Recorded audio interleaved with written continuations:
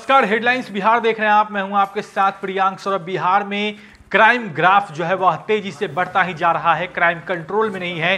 बार बार एक तरफ नीतीश कुमार जो है वह समीक्षा बैठक करते हैं, यहां तक कहते हैं कि बिहार में इस बार क्राइम बिल्कुल नहीं बढ़ने दिया जाएगा, लेकिन जिस तरीके से रोज ऐसी घटनाएं सामने आ रही है, बार बार प्रशासनिक स्तर पर सवाल उठने लगे हैं। बिहार सरकार पर भी सवाल उठाए जा रहे हैं और एक ताजा घटना हुई है गोपालगंज में जेडीयू के बाहुबली विधायक अमरेंद्र पांडे उर्फ पप्पू पांडे के बेहद करीबी मुखिया के घर पर जमकर बमबारी की गई है, गोलीबारी भी की गई है। मौके से पुलिस ने कई खोखों को बरामद किया है।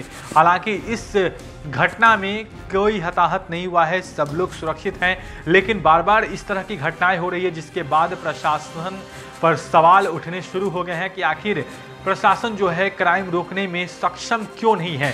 एक तरफ नीतीश कुमार बार बार कहते हैं कि वो क्राइम को कंट्रोल में रखे हुए हैं, क्राइम नहीं होने दे रहे हैं, और प्रशासन जो है वह पूरे दुरुस्त उन्होंने कर दिया है। पुलिस प्रशासन जो है वह काफ़ी चुस्ती के साथ दुरुस्त है और वो क्राइम कंट्रोल करने में सक्षम है, लेकिन इस तरह की घटनाएं लगातार हो रही है। बीते दिनों भी अमरेंद्र पांडे के कई करीबी जो है उन पर हमला हुआ था, 2 लोगों की हत्या भी कर दी गई थी। तो इस सब को लेकर बार बार सवाल उठ रहे हैं। आपको पता है कि गोपालगंज के कुचायकोट से जेडीयू के विधायक हैं अमरेंद्र पांडे, पप्पू पांडे के नाम से उन्हें जाने जाता है, और वो बीते महीने मई और जून के महीने में काफ़ी चर्चा में थे, जब लॉकडाउन के दौरान गोपालगंज में एक ट्रिपल हत्या हुई थी, जिसमें जेपी यादव नाम के एक युवक के परिवार के लोगों की हत्या हुई थी, उनके माता पिता और भाई की हत्या कर दी गई थी। तो इसमें भी उनका नाम आया था और इसके बाद सियासत भी काफ़ी तेज हो गई थी और ऐसे में नीतीश कुमार पर भी सवाल उठने लगे थे।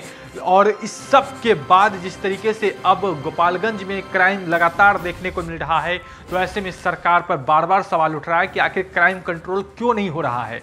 एक के बाद एक ऐसी घटनाएं हो रही है। बीते दिनों आरा में ऐसी घटनाएं हुई, समस्तीपुर में हुआ, और भी अलग अलग क्षेत्र में कई जनप्रतिनिधियों को निशाने पर लिया गया है। कई मुखिया के घर पे, कभी किसी भी राजनेता के घर पे हमला हो रहा है। तो ऐसे में ऐसी कई घटनाएं सामने आई है, जिसके बाद से बार बार सवाल पूछे जा रहे हैं सरकार से कि आखिर क्राइम जो है वह कंट्रोल में क्यों नहीं हो रहा है। बार बार इतना ज़्यादा क्राइम जो हो रहा है, हत्याओं का दौर वो लगातार जारी है। अब देखने वाली बात होगी कि नीतीश कुमार जहां एक तरफ समीक्षा बैठक करते हुए दिखते हैं, बार बार प्रशासनिक पदाधिकारियों के साथ और जो अधिकारी हैं उनके साथ बातचीत करते हैं, तमाम तरह के प्लान बनाते हैं, लेकिन इस पर अब काम कब से शुरू होता है। तमाम अपडेट्स के लिए बन रहे हेडलाइंस बिहार के साथ आपका बहुत बहुत शुक्रिया।